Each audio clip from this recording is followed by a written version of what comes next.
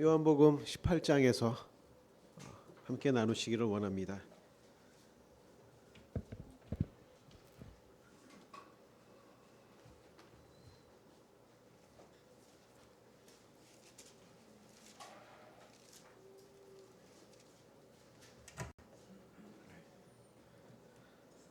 요한복음 18장은 크게 이제 세 가지로 말씀드릴 수 있는데요. 첫째가 하나님이 주신 고난의 잔을 받으시는 하나님의 아들 예수 그리스도시죠.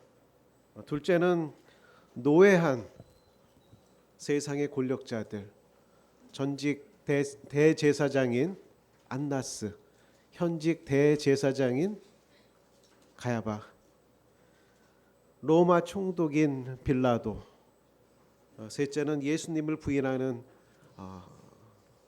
수제자 베드로가 되겠습니다. 예수님은 가룟 유다가 배신해서 이 당대의 권력자들, 대제사장, 로마인들에게 잡히셔서 무고하게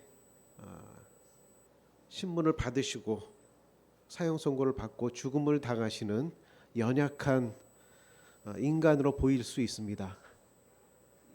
네, 하지만 요한복음을 쭉 1장부터 쭉 보면은 예수님께서는 태초의 말씀이시라고 하시죠. 그리고 말씀이 육신이 되어 이 세상에 오신 하나님의 아들이십니다. 아버지의 뜻을 행하기 위해서 하늘에서 내려왔다라고 말씀을 까지 하셨습니다. 그래서 예수님께서 걷는 이 한 걸음 한 걸음이 아버지의 뜻을 실천하시는 그런 위대한 걸음입니다. 우리 주님의 그 십자가의 구속의 사역이 아버지 하나님의 뜻이죠. 아들 하나님이 순종해서 이루실 그게 하나님의 역사입니다. 성령 하나님이 우리에게 증거해 주신 그 내용을 우리에게 증거해 주셨거든요. 이 삼위일체 하나님께서 하신 영광의 광채인 것입니다. 어떤 분들은 요한복음 18장 읽으면서 이러한 영광의 주님의 걸음을 보실 수 있으실 거고요. 또 어떤 분들께서는 이 유대 법정에 유대인의 왕이라는 종교적인 이 죄목을 가지고 조롱당하고 신문당하는 한 청년의 이단 청년의 모습을 보실 수도 있습니다. 요한복음 18장 1절부터 6절까지를 같이 한번 읽어 보시겠습니다. 예수께서 이 말씀을 하시고 제자들과 함께 기드론 시내 건너편으로 나가시니 그곳에 동산이 있는데 제자들과 함께 들어가시니라. 그곳은 가끔 예수께서 제자들과 모이시는 곳이므로 예수를 파는 유다도 그곳을 알더라. 유다가 군대와 대제사장들과 바리새인들에게서 얻은 아랫사람들을 데리고 등과 횃불과 무기를 가지고 그리로 오는지라. 예수께서 그 당할 일을 다 아시고 너희가 누구를 찾느냐 대답하시되 나사렛 예수라 하거늘 이르시되 내가 그니라 하시니 그를 파는 유다도 그들과 함께 섰더라. 예수께서 그들에게 내가 그니라 하실 때 그들이 물러가서 땅에 엎드러지느니라. 예수께서 요한복음 17장에서 전장이죠. 대제사장적인 기도를 하시고 기드론 시내가를 건너십니다. 기드론 시내라는 곳은 예루살렘이 있고 감람산이 있는데요. 그 사이에 골짜기가 있는 것입니다. 그 사이에 시내가 조그마한 시내가 흐르고 있는데 그 건너편에는 그 동산이라 그랬는데 거기는 바로 겟세마네 동산, 우리가 예배 시간에 많이 부르는 겟세마네 동산에서 고민하고 기도하시는 그 장소인 것이죠. 기드론 시내가를 건너서 가시는 이동하시는데 이것은 어떤 의미가 있으신 것일까요? 요한복음 17장 4절에 아버지께서 내게 하라고 주신 일을 내가 이루어 아버지를 이 세상에서 영화롭게 하옵소서라고 예수님께서 기드론 시내로 내려가시면서 기도의 말씀을 하셨는데요. 예수님이 이렇게 한 걸음씩 한 걸음씩 걷는 게 그냥 걷는 게 아닙니다. 아버지 하나님의 뜻을 실천하기 위해서 걷는 것이죠. 어떠한 어려움이 올지라도 그 일을 실천해서 이루어서 하나님의 일을, 하나님의 뜻을 실천하겠다 하는 것입니다. 요한복음에 있는 아버지의 뜻을 실천하시는 예수님을 좀 살펴보도록 하겠습니다. 요한복음 4장 34절.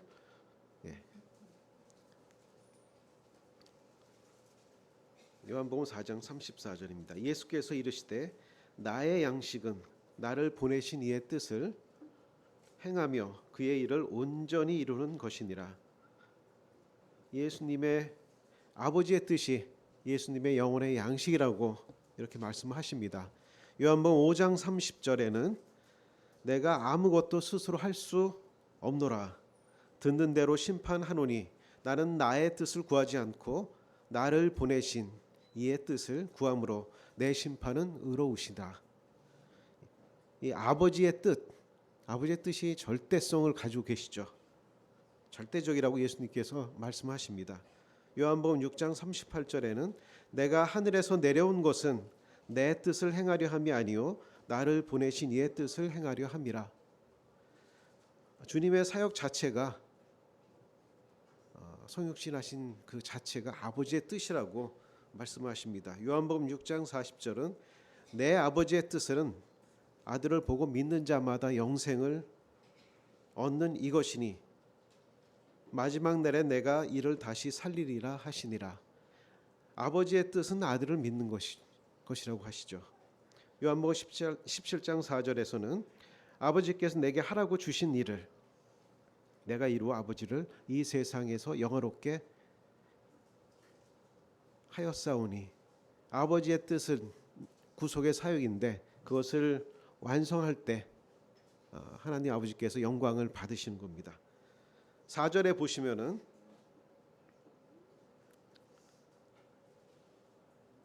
예수께서 그 당할 일을 다 아시고 이렇게 말씀하시죠. 아신다는 말씀, 이게 이런 일이 발생할 것이라는 것을 이미 다 알고 계신 것입니다.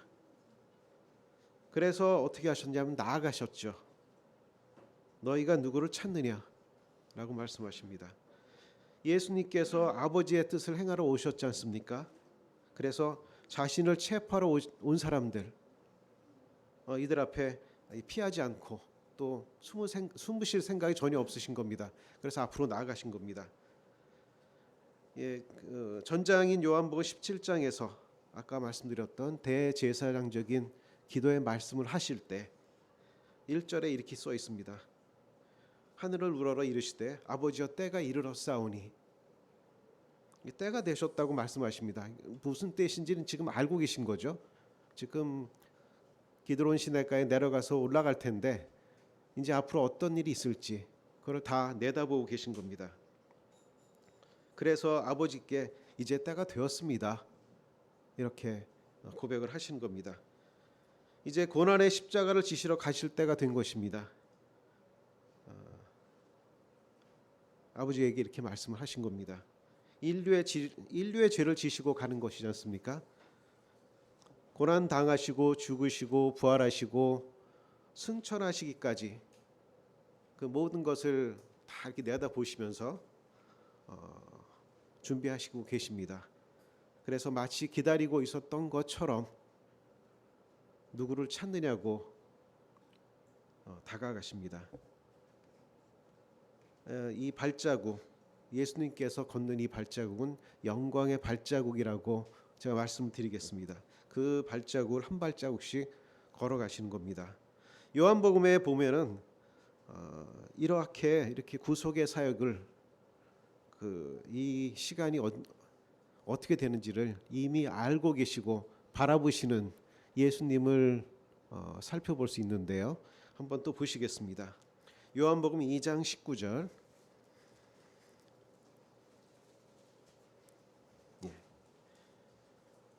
예수께서 대답하여 이르시되 너희가 이 성전을 헐라 내가 사흘 동안에 일으키리라.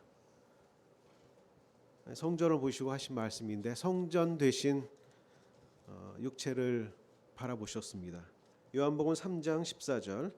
모세가 광야에서 뱀을 든 것 같이 인자도 들려야 하리니 이는 그를 믿는 자마다 영생을 얻게 하려 하심이라. 대속의 죽으심을 바라보신 거죠. 요한복음 10장 11절. 나는 선한 목자라. 선한 목자는 양들을 위해 목숨을 버리거니와. 선한 목자이신 이런 사랑의 의지가 담긴 죽음을 내다보셨습니다. 요한복음 12장 32절. 내가 땅에서 들리면 모든 사람을 내게로 이끌겠노라 하시니 이렇게 말씀하신 것은 자기가 어떠한 죽음으로 죽을 것을 보이심이라. 땅에서 들리고 그 죽으실 것을 이미 내다보셨다고 어떠한 죽음인지 내다보시고 계셨습니다. 요한복음 12장 7절에서는 마리아가 향유 옥합을 붓는 그 유명한 모습이 나오는데요. 가만둬라. 나의 장래할 날을 위해서 그것을 간직하게 하라고 말씀을 하십니다. 마리아의 향유 옥합이 장례를 준비한 거라고 규정해 주시는 겁니다. 마리아도 몰랐던 것인데 이렇게 아버지의 뜻에 따라서 당당히 십자가를 향해서 예수님의 나아가시는 예수님의 모습을 볼 수 있습니다. 내가 그니라 할 때 로마 군병들이 땅에 엎드러지죠. 저는 왜 이 사람들이 갑자기 땅에 엎드러질까? 그런 생각이 좀 들었었어요. 이 성육신 하신 하나님의 아들이 영광의 걸음을 걸을 때 일어나는 현상이구나 하는 생각이 들었습니다. 로마 군대라고 그랬을 때 좋기 수백 명이 될 텐데 굉장히 많은 사람들이 온 겁니다. 이 사람들이 이 성육신하신 하나님의 아들의 영광스러운 발걸음에 압도된 거죠. 그래서 엎어지고 맙니다. 7절부터 11절까지를 또 읽어드리겠습니다. 같이 읽으실까요? 7절부터 11절.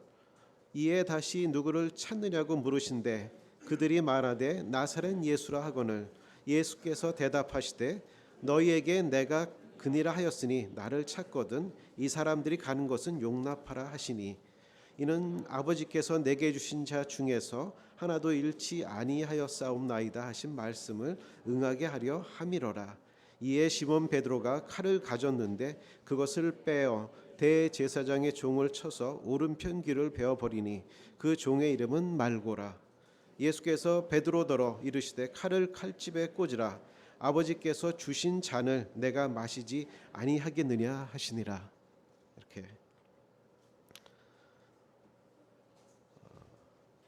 전장인 요한복음 17장에서 17장 12절이죠. 내가 그들과 함께 있을 때 내게 주신 아버지의 이름으로 그들을 보존하고 지키었나이다. 그 중에 하나도 멸망하지 않고 다만 멸망의 자식뿐이오니 이는 성경을 응하게 함이니라.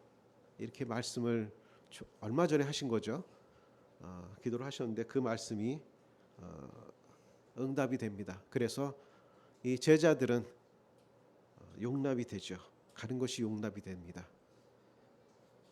여기에 작은 사고인지 큰 사고인지 모르겠는데 큰 사고 하나 생기죠. 베드로가 일으킨 겁니다.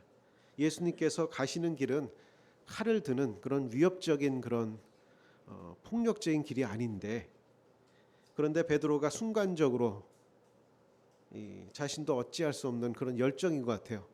이 사람이 가지고 있는 겁니다.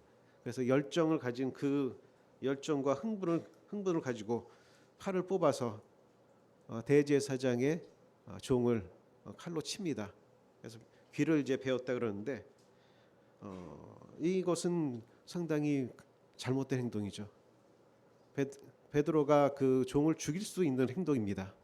그런데 귀가 잘라지고 예수님께서 그 귀를 낫게 하십니다. 누가복음 22장 51절에는 그 귀를 만져 낫게 하시더라 이렇게 고쳐주신 것이죠. 마태복음 26장 53절에 보시면은 너는 내가 베드로에게 하신 거죠. 요한복음에는 안 나와 있습니다.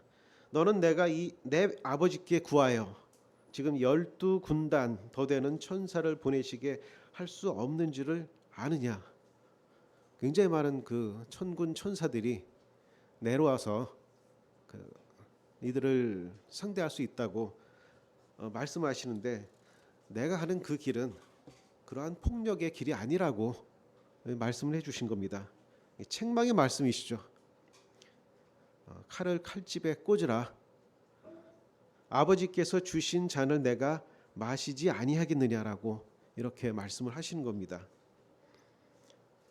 이렇게 살인미수로 끝났지만 이 베드로의 그런 행동은 예수님의 가는 길을 걸음을 막는 그런 행동인 것입니다. 예수님께서 아버지께서 주신 잔 이렇게 말씀하셨거든요. 이 잔 예수님이 주신 잔이라 그랬어요. 이 잔은 뭐냐면은 앞으로 고난 받으시고 십자가에 죽으시는 그 잔을 의미하시는 겁니다. 아버지께서 주신 잔을 내가 마시지 아니하겠느냐 이렇게 얘기하시죠. 아버지의 뜻을 실천하시고 십자가에 들려서 그것을 바라보는 예수님, 그리고 그것이 이제 이 잔처럼 바로 코앞에 와 있는 거죠. 그 기꺼이 마시겠다는 예수님의 구속의 사역을 향한 그런 사명을 볼 수 있습니다. 사명이 있는 사람들은 무엇인가가 다릅니다. 사명을 가지고 있는 사람들 보신 적 있으신가요? 이 사람은 참 사명감이 있어. 군인들, 경찰들, 공무원들 이런 사명감이 있죠. 해외 주재 공무원 상사 직원들 이런 사람들이 큰 사명을 가지고 있죠. 뜻이 사명을 부릅니다. 여기서 뜻은 작은 인간의 뜻이 아니고 또는 그런 계획이 아닙니다. 큰 뜻이죠. 하나님이 주시는 뜻. 사명을 받은 사람들은 하나님이 주시는 자를 받아듭니다. 그리고 피하지를 않습니다. 또 흔들리지도 않고 그 길을 이렇게 걸어갑니다. 왜냐하면 사명을 받았으니까요. 제가 예전에 읽은 책인데 함석헌이라는 분이 지은 뜻으로 본 한국 역사라는 책이 있어요. 예, 여기서 이분은 이제 뜻이라는 것 그리고 이제 사명이라는 것, 이 두 가지로 우리나라 5,000년 역사를 이제 바라보는 겁니다. 뜻은 여기서 이제 뜻은 뭐냐면 하나님이 우리 민족에게 주신 뜻이 있다는 겁니다. 그리고 사명은 5,000년 역사 동안에 끊임없이 언제든지 이 나라가 민족이 멸망해도 이상하지 않을 때 굉장히 많았는데 그러한 고난의 시기에 사명을 주셨다는 겁니다. 그래서 이 민족이 이렇게 살아있는 것은 고난의 잔을 누군가가 피하지 않고 그런 시대의 사명을 감당했기 때문에 이라고 이렇게 기록을 하는 겁니다. 이 책은 이제 일제 시대 때 쓴 책인데요. 그 당시에 독자들이 받았던 그런 사명은 무엇이겠습니까? 항일 독립운동, 교육운동, 농촌개몽운동, 기독교 부흥운동 이런 거겠죠. 양화진에 제가 자주 가는 건 아니지만 양화진에 가면 외국인들의 묘지가 있죠.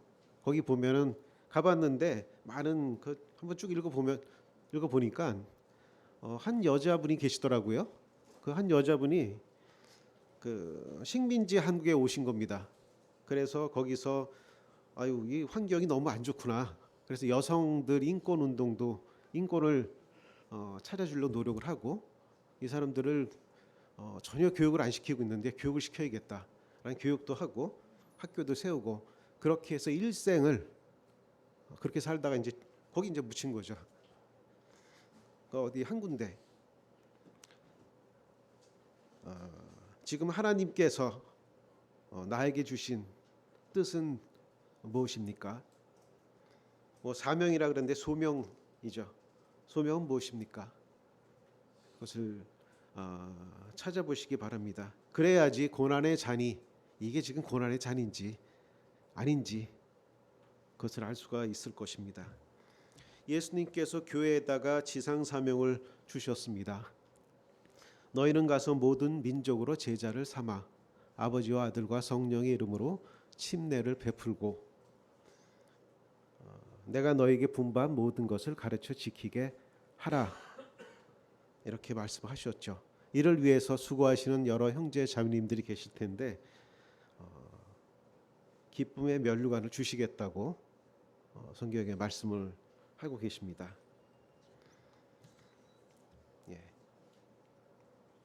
12절부터 또 읽어보겠습니다.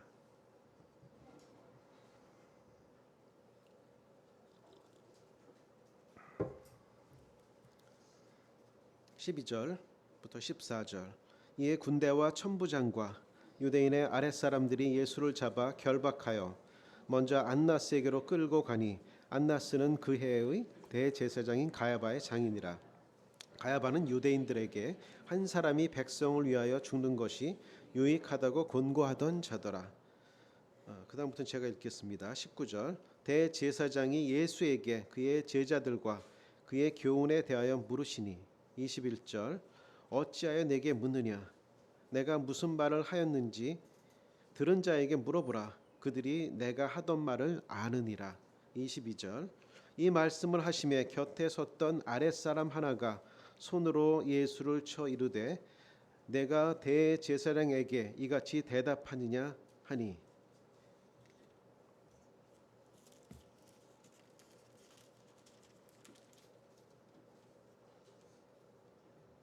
23절.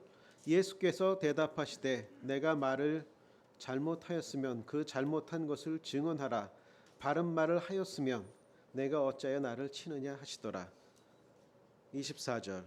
안나스가 예수를 결박한 그대로 대제사장 가야바에게 보내니라. 28절.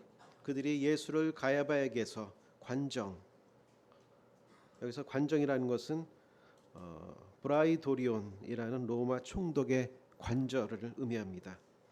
끌고 가니 새벽이라 그들은 더럽힘을 받지 아니하고 유월절 잔치를 먹고자 하여 관정에 들어가지 아니하더라. 유대인의 유월절 관습을 보실 수 있을 겁니다.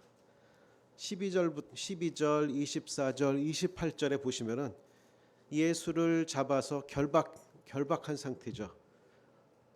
전 대제사장인 안나스에게, 그리고 또 현 대제사장인 가야바에게, 그리고 최종적으로 로마 총독인 빌라도에게, 빌라도의 관정으로 끌려가시는데 밤에서 새벽까지, 지금 시간이 얼마, 그 세 군데를 가는 시간이 많지가 않습니다. 밤에 잡히셔서 새벽까지 지금 일사천리로 이루어지는 신문과 재판입니다. 그리고 최종적으로 빌라도가 예수님은 십자가형으로 넘겨져 골고다로 향하게 됩니다. 요한복음 19장 16절에 이에 예수를 십자가에 못 박도록 그들에게 넘겨주니라 라고 기록되어 있기 때문입니다. 여기서 이 세 명의 정치적인 종교적인 실력자들을 보게 되는데요. 이 전 대제사장이죠. 이거 왜 전 대사장한테 갈까? 현직 제사장이 있는데도 불구하고 이 안나스는 마쿠의 실력자인 것으로 보입니다. 이 뛰어난 곤모술수와 이 설계에 능한 사람. 그래서 이 사람이 전격적인 실력 행사를 해서 예수를 체포해서 현직 대제사장이 아닌데도 불구하고 예수님을 자신의 사저로 먼저 데리고 옵니다. 그리고 신문을 하죠. 왜 그러는지는 알 수가 없으나 이 종교 권력이죠. 이 실력자로서 뭔가를 보여줘야겠다 하는 그런 마음이 있었을지도 모릅니다. 그리고 예수님을 신문하는데 예수님께 무슨 죄를 찾아보려고 신문을 하는데 예수님께서 대답은 내가 모든 것을 공개적으로 했는데 어찌하여 내게 묻느냐? 나한테 말을 들은 사람들한테 듣도록 하라. 이렇게 대답을 합니다. 이 안나스의 고니가 이 당당하신 하나님의 아들의 대답 앞에 설 곳을 잃게 됩니다. 안나스의 아랫사람이 손으로 예수를 쳐서 대제사장에게 말대꾸를 하느냐 이런 거죠. 합니다. 종교적인 군의에 빠진 대제사장 신문 앞에 공의롭고 정의로운 재판관 예수님이 사실은 재판관이시거든요. 하나님의 아들 주 예수 그리스도께서 질책을 하십니다.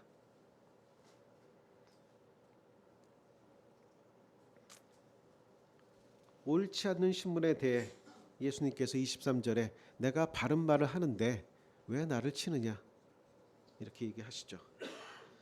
우리 주님이 직접 통치하시는 나라 성경에는 그게 나옵니다. 구약에서부터 쭉 흐르는 공의와 정의가 강물같이 흐르는 왕국 우리 주님과 함께 만국을 다스리는 천년왕국에서 우리가 같이 다스린다 그러시죠. 그것을 바라봅니다. 아모스서 5장 24절에는 오직 정의를 물같이 공의를 마르지 않는 강같이 흐르게 할지어다 라고 기록되어 있습니다. 이것이 하나님의 뜻 하나님의 나라의 왕국의 모습입니다. 공의와 정의는 무엇인가요? 깨어진 하나님과 인간과 인간 사이의 관계 바른 관계를 세우는 것을 의미합니다.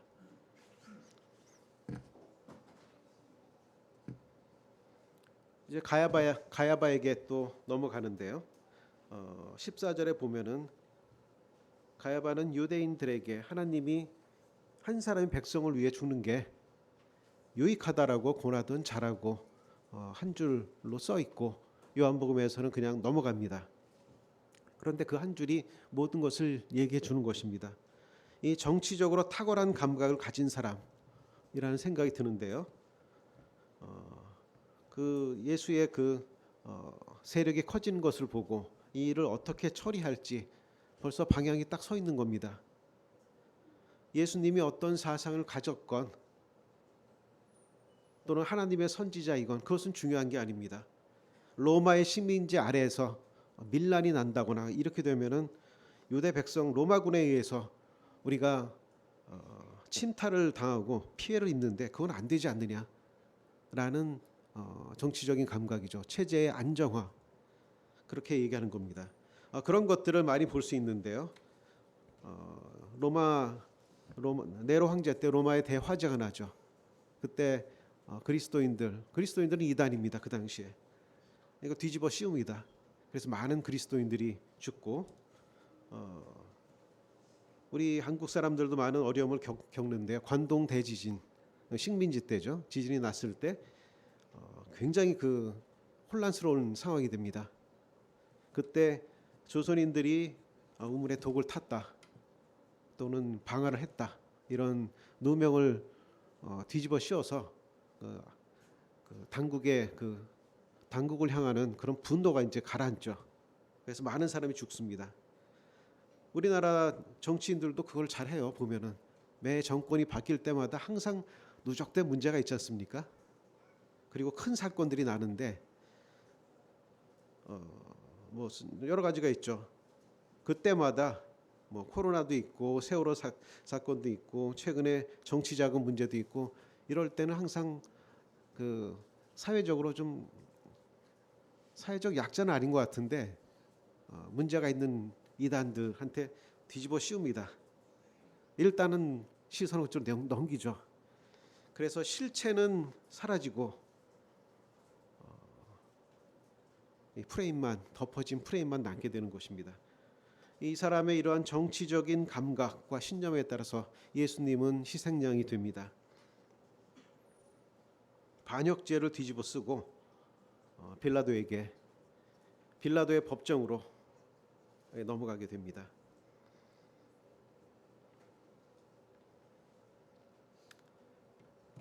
이 노회한 두 대제사장의 곤모술수 그리고 팀플레이 이가로 인해서 이 빌라도는 이 딜레마에 빠지게 되죠. 로마법이 있고 재판의 그런 원칙이 있는데 이 유대인들의 이 종교 지도자들의 곤모술수와 이 선동에 이 아무 증거도 없는 죄도 없는 사람에게 십자가의 형을 내리게 됩니다. 이런 세 명의 세상 권력자들이 하나님의 나라의 주인이신 하나님의 아들을 신문하고 있습니다. 그러나 정작 신문 받아야 될 사람들은 자신들이고 회개해야 될 사람들은 자신들이거든요. 예수님께서는 하나님의 아들로서 이 남은 고난의 잔을 마시면서 십자가를 향해 나아가십니다. 하나님의 왕국의 주인이신 예수님에 대해서 이사야서 9장 7절은 이렇게 말씀하고 있죠. 그 나라를 굳게 세우고 지금 이후 영원히 정의와 공의로 그것을 보존하실 것이라 이렇게 말씀을 하고 계십니다. 이 세상의 재판에서 굽여진 것이 아니라 정의와 공의가 보존되는 하나님의 나라를 이사야서에서 말씀하고 있습니다.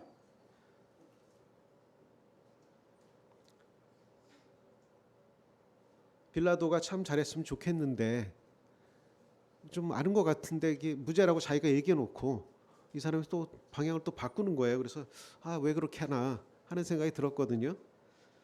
이렇게 왜 바뀔까?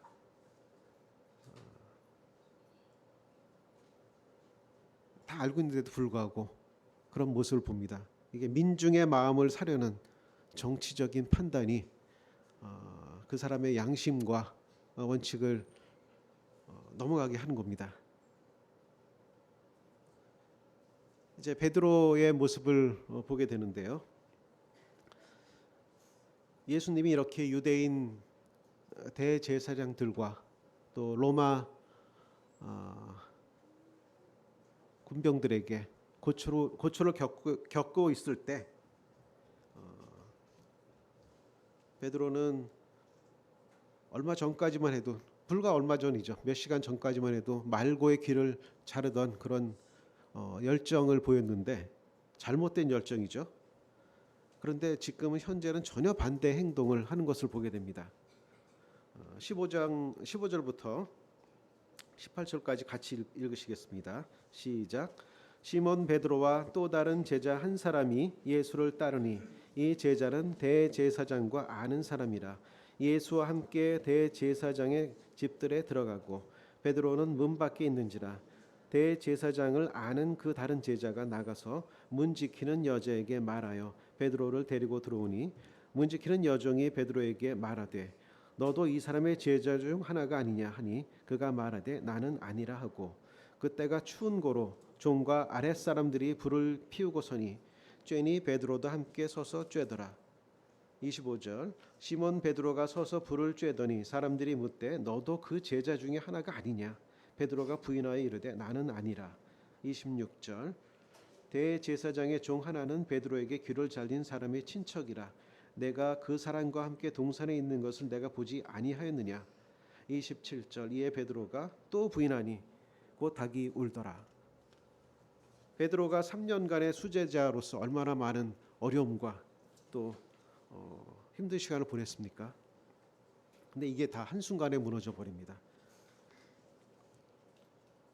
이 베드로의 부인의 모습을 여실히 보여주는데요. 여기서 또 다른 제자는 누굴까? 네, 또 다른 제자는 요한입니다.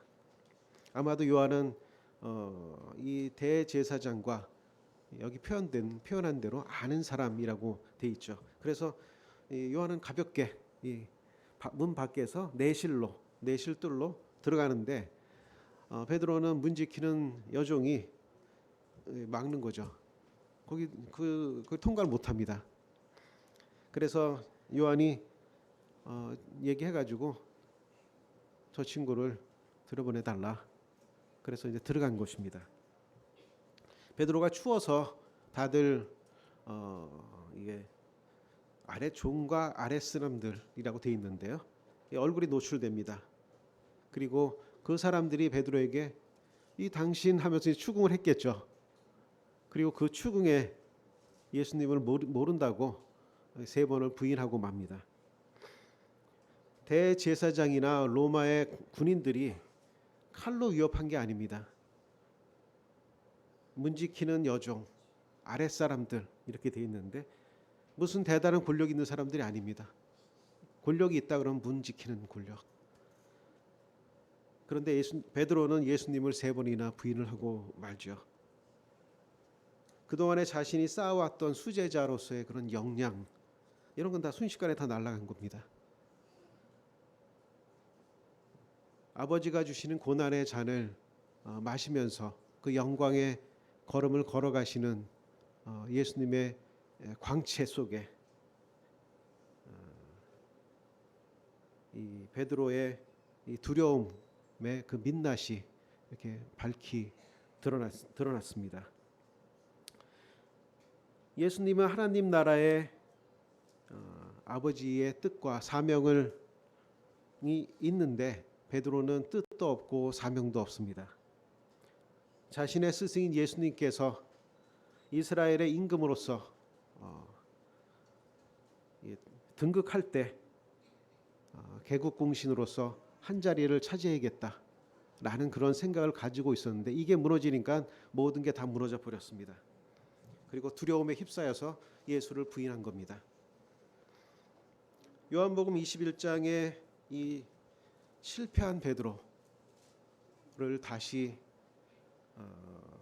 사역의 현장으로 회복시키시는 예수님의 말씀이 너무나도 은혜로우신 말씀입니다. 다 아시는 내용이시죠?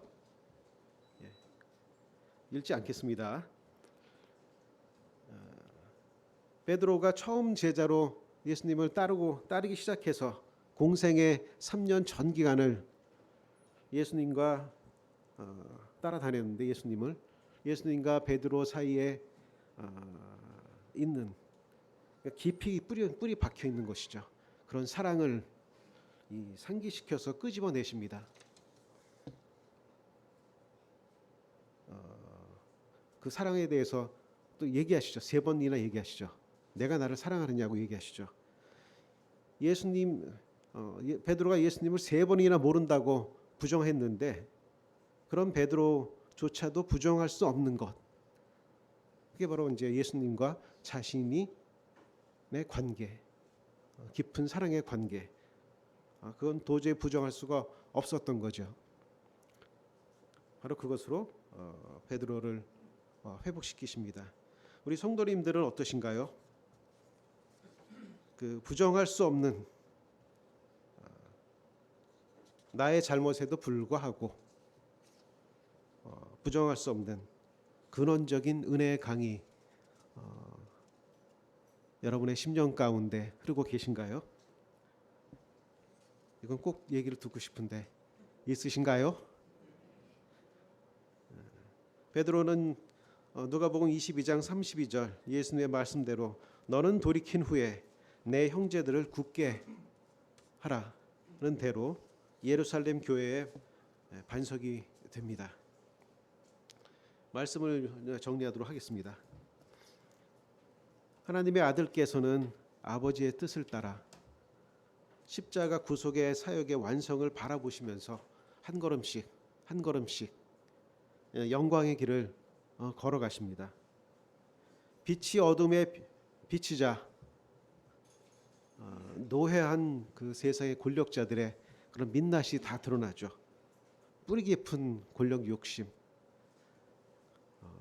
이 체제 안정화 흔들릴까봐, 그 체제가 흔들릴까봐 생기는 그 불안, 그들 속에는 진리가 보이지 않습니다. 또한 수제자였던 베드로조차도 한 줌도 안 되는 그 충성심이, 그 민낯이 드러납니다. 하나님의 뜻을 행하러 오신 예수님은 하나님이 주신, 내 아버지가 주신 고난의 잔을 받으십니다. 아버지께서 주신 잔을 내가 마시지 아니하겠느냐, 이렇게 반문을 하시거든요. 우리에게 뜻이 있으신가요? 하나님이 주신 뜻, 사명이 있으신가요? 하나님이 주신 그런 사명, 소명이라 그래도 될 것 같습니다. 이 시대에 주시는, 오늘 나에게 주시는 가치와 사명을 발견하시고 하나님이 주시는 고난의 잔을 받으시기를 바라겠습니다. 네, 기도하시겠습니다.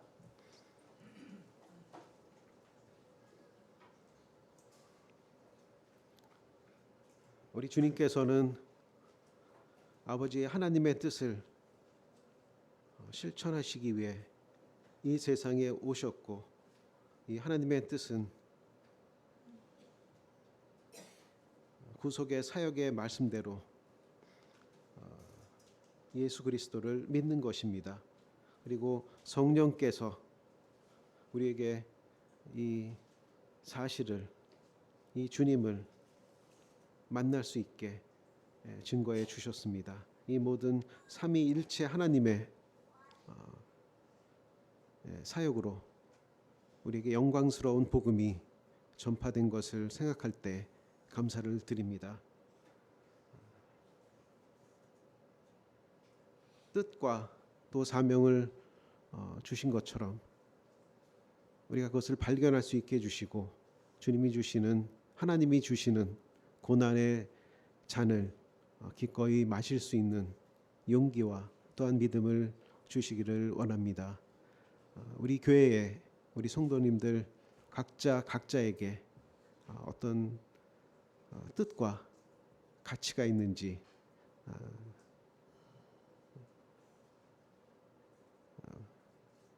발견되게 하여 주옵소서. 오늘 시간을 감사드릴 때 우리 주 예수 그리스도의 이름으로 기도했습니다.